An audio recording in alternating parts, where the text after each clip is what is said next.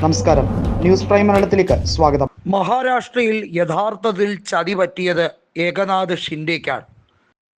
മഹാവികാസ് അഘാദി സഖ്യത്തെ ചതിച്ചുകൊണ്ട് പിന്നിൽ നിന്ന് കുത്തി ഏകനാഥ് ഷിൻഡെ താൽക്കാലികമായി മഹാരാഷ്ട്രയുടെ മുഖ്യമന്ത്രിയായെങ്കിൽ പോലും അദ്ദേഹത്തെ വിഡ്ഢിവേഷം കെട്ടിച്ചത് ഫട്നാവിസും കൂട്ടരാണെന്നും മനസ്സിലാക്കാൻ സമയം ഏറെ വേണ്ടി വന്നു.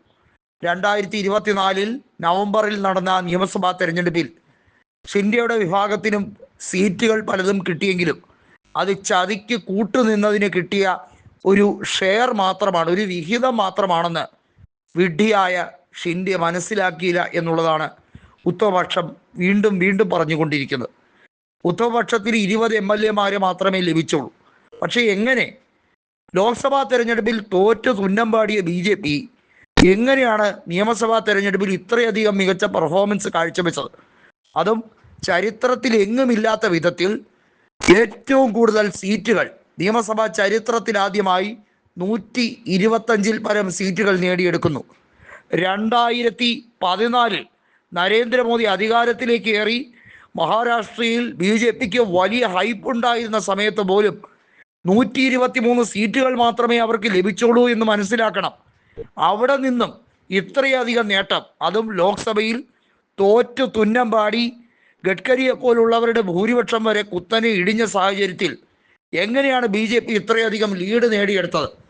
കള്ളക്കളി നടന്നതിൻ്റെ സൂചനകൾ ഓരോ മണ്ഡലാടിസ്ഥാനത്തിൽ, ബൂത്ത് തല അടിസ്ഥാനത്തിൽ രാഹുൽ ഗാന്ധിയും കോൺഗ്രസ് നേതൃത്വവും പരസ്യമായി പ്രഖ്യാപിച്ചതാണ്. അത് ഗസറ്റിൽ പബ്ലിഷ് ചെയ്യുന്നത് പോലെയാണ് ആ വലിയ പ്രഖ്യാപനങ്ങൾ നടത്തിയത്. എന്നിട്ടും ഏകനാഥ് ഷിൻഡെ ഒരു മൂഢനെ പോലെ, പമ്പര വിഡ്ഢിയെ പോലെ കോമാളി വേഷം കെട്ടി NDA ക്യാമ്പിൽ അവരുടെ കൂടെ നിന്നു.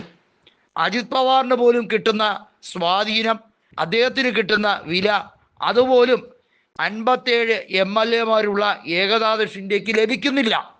BJPയുടെ കണക്കൂട്ടൽ ഇപ്രകാരമാണ്: 132ഉം 40ഉം, അതായത് അജിത് പവാറിൻ്റെ 40 MLAയും 132 MLA കൂടി ഉണ്ടെങ്കിൽ BJPക്ക്, അതായത് NDAക്ക് കേവല ഭൂരിപക്ഷമുണ്ട്. ശിവസേനയെ തകർക്കുക എന്നുള്ളതായിരുന്നു BJPയുടെ മഹാരാഷ്ട്രയിലെ ദൗത്യം. അത് ഏറെക്കുറെ വിജയിച്ചു എന്ന് അവർ അട്ടഹസിച്ച് ആർത്ത് ഉല്ലസിച്ച് ചിരിക്കുകയാണ്.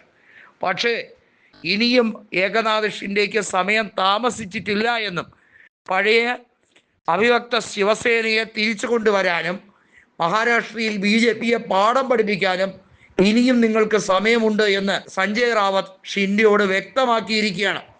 നമുക്കറിയാം, ഉദ്ധവ് താക്കറെയും രാജ് താക്കറെയും ഏറെക്കാലത്തെ പിണക്കം മറന്ന് ഒന്നായി ഒരുമിച്ച് പ്രവർത്തിക്കാൻ തീരുമാനിക്കുമ്പോഴും ഏകനാഥ് ഷിൻഡെ കൂടി അവരുടെ ക്യാമ്പിൽ എത്തിയാൽ മാത്രമേ ശിവസേന ഫുൾ സ്വിങ്ങിലേക്ക് നടന്നു നീങ്ങുകയുള്ളൂ. ബാൽ താക്കറയുടെ പാർട്ടിയെ ആരും നശിപ്പിക്കാൻ നോക്കിയാൽ നശിക്കില്ല എന്നും മറാത്തക്കാരുടെ പൊതുവികാരമാണെന്നും ഉറപ്പിച്ച് ഇരിക്കുകയാണ് സഞ്ജയ് റാവത്ത്.